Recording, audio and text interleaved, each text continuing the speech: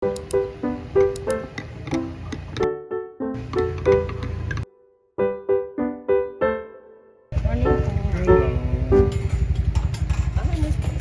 ka na rin ngayon? Kami ni Bata.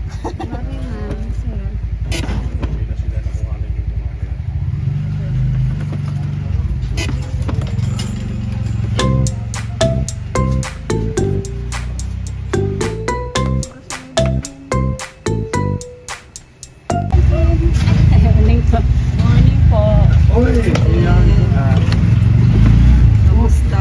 Parang yung ate ng kasal si Bata ah. Ate ng kasal si Bata. Parang nagkamali dito ng pasok ah. Dapat na mapasok. Oo. Ganda nga eh. Ganda-ganda. Ganda.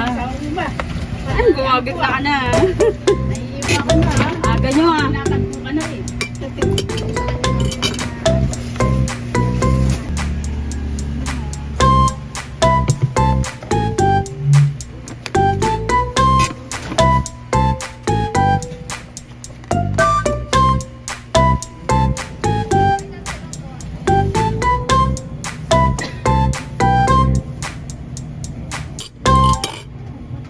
Mahina ang sales ngayon. Matapos ang Holy Week, ramdam ko nang bumaba talaga ang sales.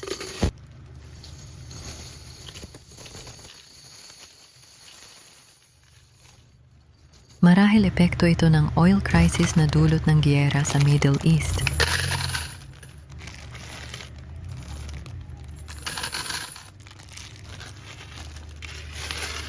Sa bagay, bawat taon naman nangyayari talaga to, pero di naman nagtatagal.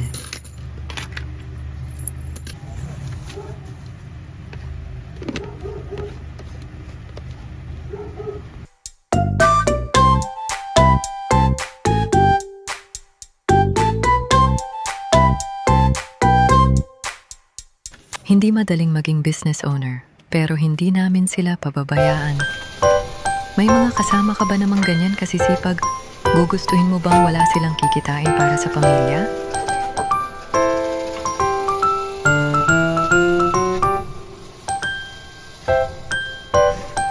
Noong inumpisahan namin tong business, ang mindset ko lang naman noon ay kumita. Pero habang tumatagal, naiintindihan ko na hindi na lang pala sarili mo ang bitbit mo, kundi pati na rin ang mga taong umaasa sa'yo. Habang naghihintay kami sa bulk orders, imbes na magpa-rotation ng pasok, gumawa ako ng plan. Training, magmaster ng pagtatabas at pananahit. Naniniwala ako na hindi lang sa raw materials dapat nanihunan, kundi pati sa mastery ng team sa craft nila. Hindi sayang ang araw, preparasyon din ito. Based sa stocks inventory, restocking. Nagtabas at nananahina muna sila ng mga fast-moving products. Marami kaming retasong tela galing sa isang product namin, hooded neck pillow.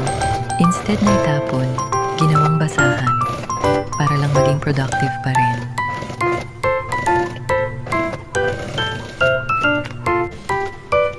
Hindi naman pambenta, kundi pang personal use.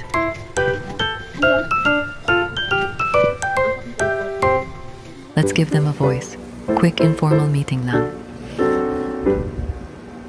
Hopefully next week, pabalik na yung lakas ng gawa natin.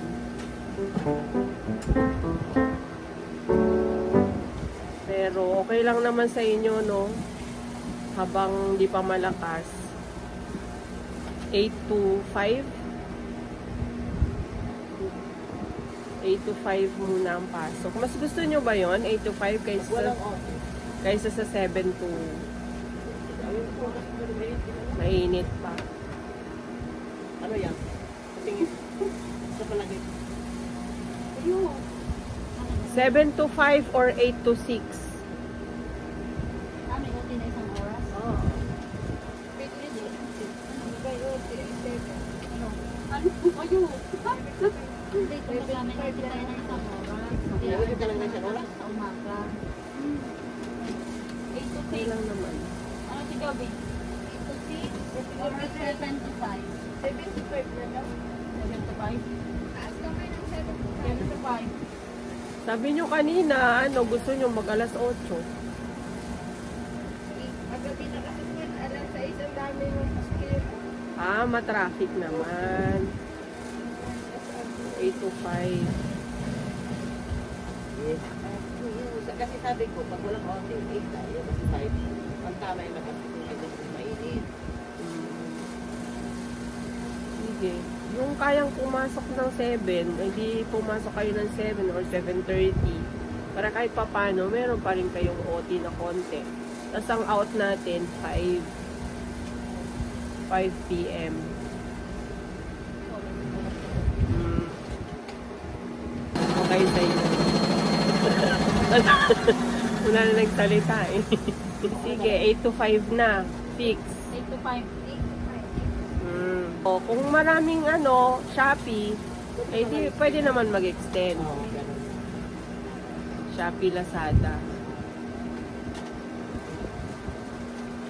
Kaya nga sabi ko, kung may lalakarin kayo, lakarin nyo na habang medyo maluwag tayo. Kailan naman sa rin sa mga Oo, sige. Kung may mga lalakarin kayo, kukuha ng birth certificate, mga ganyan. Pupunta ng bangko. Palapit. Walang Kasi ang ginagawa naman natin ngayon para may gawa at maganda din na nakakapag-stock tayo. Restocking tayo talaga ngayon. Nakakaano naman kung mag-a-alternate ang pasok, 'di ba? Merong mawawala ng pasok. 2.8 na naman pag dumami naman. Saglit lang 'yan, 1 to 2 weeks. May yan. Tagsana naman yan. Though we cannot please everybody, I'd still want to do my part.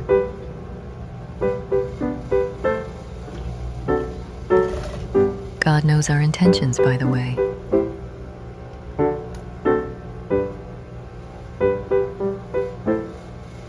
Ganito rin ba dilema mo? Comment ka, kapatid.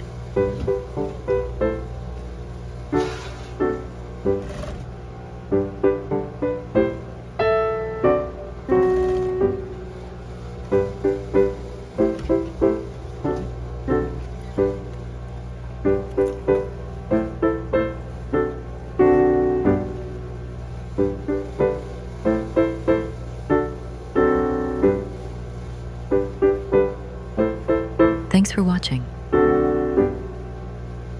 Like, comment, share, subscribe.